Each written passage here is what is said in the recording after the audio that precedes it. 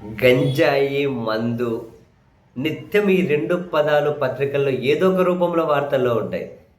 క్రైములతోనో, దొంగతనాలతోనో, హత్యలతోనో, అత్యాచారాలతోనో, మరికొన్ని సార్లు మరో విచిత్రమైన సంఘటనలతో కరెంటు పోల్లెక్కుతారు, కరెంటు తీగలు పట్టుకొని ఏలాడతారు.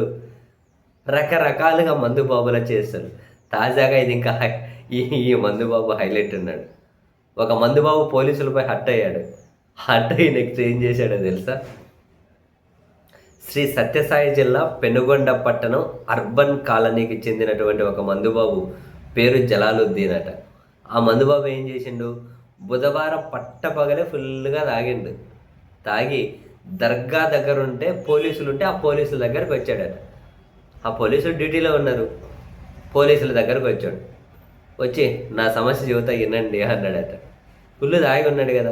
అరే మా పనిలో మేము ఉంటే నువ్వేందిరా తాగి బాబు అని చెప్పి వాళ్ళు వినలే.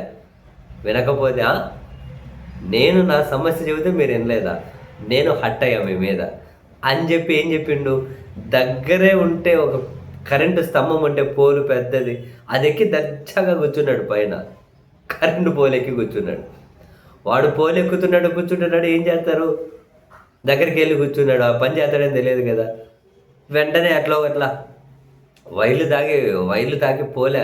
ఆ వెంటనే పోలీసులు అలర్ట్ అయ్యి విద్యుత్ సరఫరా నిలిపేయించారు ఫోన్లు చేసి.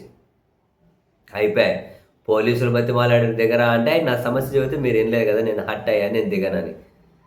ఆ తర్వాత సిఐ వచ్చాడట, రాఘవన్. అక్కడికి వచ్చి బుజ్జగించి రాని కిందకి రా, పోలీసులే కాదు నేను నీ సమస్య ఏంటో వింటాను, రా అని చెప్పి కిందకి దించి బుజ్జగించి ఇప్పుడు చెప్పు నీ సమస్య ఏంది అని అంటే ఇప్పుడు చెప్పను అంటున్నాడు.